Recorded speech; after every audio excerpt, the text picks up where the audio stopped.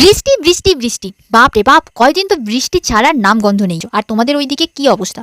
এবার এত বৃষ্টি হচ্ছে আমাদের পুকুরের জল শুকোনোর নাম নেই, দিনের পর দিন বেড়েই চলছে। বেড়ে রান্নাঘরে ঢুকতে একটু বাকি আছে। তোমরা কোনোজন কি বলতে পারবে এইভাবে বৃষ্টি হওয়া কবে বন্ধ হবে? কাজে বসেও শান্তি নেই, কারেন্ট এই আসে এই যায়, খুব সমস্যা হচ্ছে।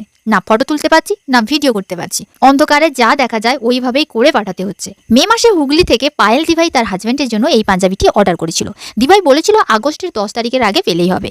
দিভাই আমার বানানো এই ধরনের একটা চেরি রেডের পাঞ্জাবির ডিজাইন সিলেক্ট করেছিল। আমাদের কাছে বেশিরভাগ জন রিপিট ডিজাইন করে, সেটা যদি অন্য কালারের হয় তাও আমি ভিডিও বানাই, না হলে ওই এক কালারের বানানো থাকলে ভিডিও আর বানাই না। আর তাতে যদি কিছু চেঞ্জ করি তখন ভিডিও বানাই। আবার অনেক ক্ষেত্রে অনেক ক্লায়েন্ট থাকে, তারা বলে প্লিজ আমার পাঞ্জাবির একটা ভিডিও তোমার কণ্ঠস্বর দিয়ে ব্লগ হিসেবে পোস্ট করো।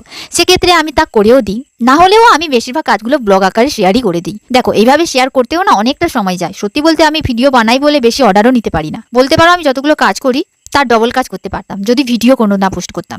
ভিডিওর জন্য প্রপার শুট করতে হয়, সেই শুরু থেকে একদম শেষ পর্যন্ত, তাতে তো সময় যায়। আবার স্ক্রিপ্ট লেখা, ভয়েস দেওয়া, এডিটিং করা, সময় মতো পোস্ট করা, এই জিনিসগুলো যত সহজ মনে হচ্ছে শুনে বাস্তবে অতটাও সহজ নয়। তাই চারিদিক সামলাতে অনেকটাই সময় লাগে, আর কাজগুলো করতেও তো ঘন্টার পর ঘন্টা সময় যায়।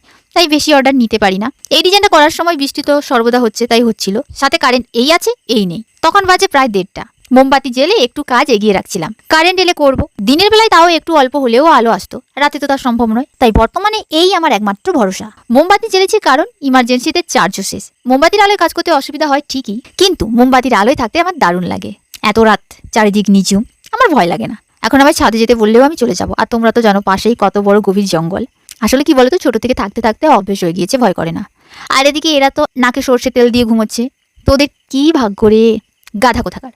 এটা মোমবাতি, তোর গোপ পুড়ে যাবে। এতক্ষণ পড়ে পড়ে ঘুমিয়েছিল, যেই উঠেছে সেই মারপিট চালু। সত্যি এদের নিয়ে পারা যায় না। সারাদিন টম এন্ড জেরির মতো মারপিট আর মারপিট, অথচ দুজন দুজনকে না দেখতে পেলে চিৎকার। আর ঘুমানোর সময় এমন স্টাইলে ঘুমোবে, দুজন দুজনকে জড়িয়ে, মনে হবে দুজন দুজনকে এত ভালোবাসে, দুজন দুজনের প্রাণ। দেখো ডিজাইন তো একদম চেঞ্জ করিনি, কিন্তু কিছু কিছু জায়গায় চেঞ্জ করেছি, পরে হাইলাইটও করেছি। দিভাইয়েরও খুব পছন্দ হয়েছে। তাও হাতে পেয়ে দিভাই আবার বলেছে থ্যাংক ইউ গো, এত সুন্দর করে কাজটা করেছো।